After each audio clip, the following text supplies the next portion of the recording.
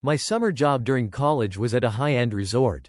Picture infinity pools overlooking the ocean, cabanas with personal butlers, and clientele who think a $500 tip is just being polite.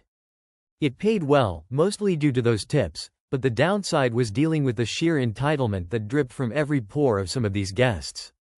I was a lifeguard, responsible for the main pool and the adjacent kiddie pool. The resort owner, Mr. Henderson, was a stickler for rules. He had this vision of pristine order, a perfectly choreographed vacation experience. He was also famously cheap, which created a constant tension with the staff, who relied on those generous tips to survive on the relatively low base wage. One morning, Henderson was pacing around the pool deck, looking agitated. He cornered me as I was adjusting the shade on one of the lounge chairs. "John," he said, his voice tight, "we've had complaints. Multiple complaints. About the noise level around the pool." "Noise?" I asked, genuinely surprised. It was usually pretty chill. "Sure, kids splashed in the kiddie pool, but nothing outrageous." "Precisely. The children," he said, practically spitting the word out. "Their exuberance. It's disturbing the tranquility of our discerning clientele. I want you to enforce a strict, no loud noises policy." "Understood?" I blinked. Understood, Mr. Henderson. But how loud is too loud?" He puffed out his chest. "You're the lifeguard, John. Use your discretion. If it's disrupting the ambiance, shut it down.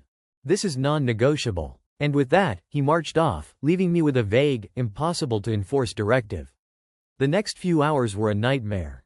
Every giggle, every splash, every excited shriek was now a potential violation. I spent more time shushing kids than actually watching them. Parents shot me dirty looks, and the kids just looked confused. I was basically the fun police. Then came the Karen of all Karens. Mrs. Van Derlen. She was dripping in diamonds, perpetually scowling, and had a voice that could curdle milk. Her son, little Bartholomew, was a surprisingly normal, energetic kid who just wanted to splash around in the kiddie pool. Bartholomew let out a joyous whoop as he cannonballed into the water. It wasn't particularly loud, but it was definitely noticeable. Mrs. Van Derlen glared at me. "Lifeguard," she hissed, "are you going to do something about that racket?" I sighed. "Mrs. Van Derlen, I already spoke to Bartholomew. He promised to be quieter." Which was a lie. I hadn't spoken to Bartholomew at all yet. Promised? Promises are worthless. Enforce the rule. I was at my wit's end. I was doing my best, but Henderson's vague order was setting me up for failure. Then, an idea started to form in my mind. A glorious, petty, malicious idea. Henderson wanted no loud noises. Fine, I would give him no loud noises.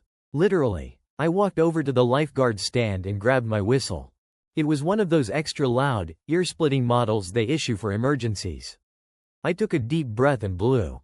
One long, piercing blast. Every head in the pool area snapped toward me.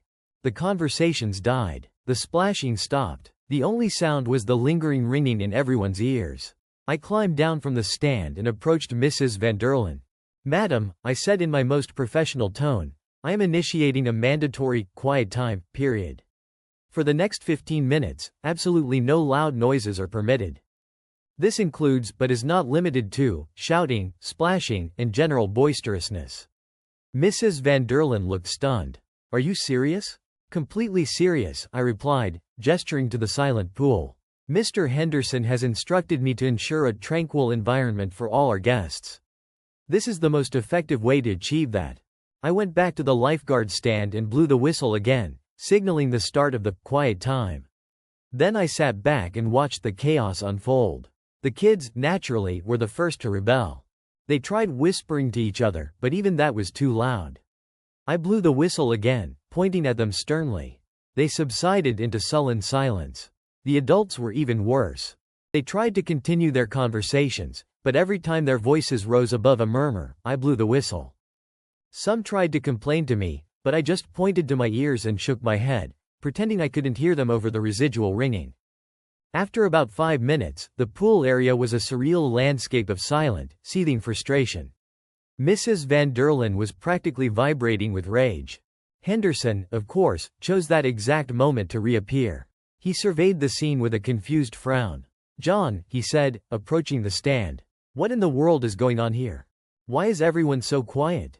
I blew the whistle. He jumped back, startled. What was that for, Mr. Henderson? I said, projecting my voice. I am enforcing the no loud noises policy as per your instructions. This is quiet time. No loud noises are permitted. His face turned a shade of red I hadn't thought possible. But this is ridiculous. I didn't mean like this. I shrugged. I'm just following orders, sir. You said to use my discretion. I have decided that the most effective way to ensure no loud noises is to eliminate all potential for loud noises. He sputtered for a few moments, then realized he was surrounded by guests, all of whom were staring at him with a mixture of amusement and outrage. He couldn't very well admit he'd made a mistake without looking foolish. Carry on, John, he said through gritted teeth. But tone it down. Just a little. I nodded, but continued the quiet time for the full 15 minutes. When it finally ended, I blew the whistle to signal the all clear. The pool area erupted in a cacophony of noise, laughter, splashing, shouting, and complaining. Mrs. Van Derlen stormed off to complain to the manager, but I didn't care. I knew Henderson wouldn't countermand me. He dug his own grave with his vague, ill-conceived policy. The rest of the summer was a delicate dance. I continued to enforce quiet time, periodically, always with a completely straight face. Henderson never explicitly told me to stop, but he started avoiding me. The guests, surprisingly, started to enjoy it. They knew it was ridiculous, but they also appreciated the absurdity of the situation. Some even started placing bets on when the next quiet time would be. The tips that summer were the best I ever made. People were throwing money at me, either out of gratitude for the temporary peace or amusement at the sheer audacity of the situation. In the end, Henderson quietly rescinded the no loud noises policy. No official announcement, just a word to the staff to use common sense. I learned a valuable lesson that summer. Sometimes, the best way to deal with unreasonable rules is to follow them to their logical and utterly ridiculous conclusion. And always carry a loud whistle. You never know when it might come in handy.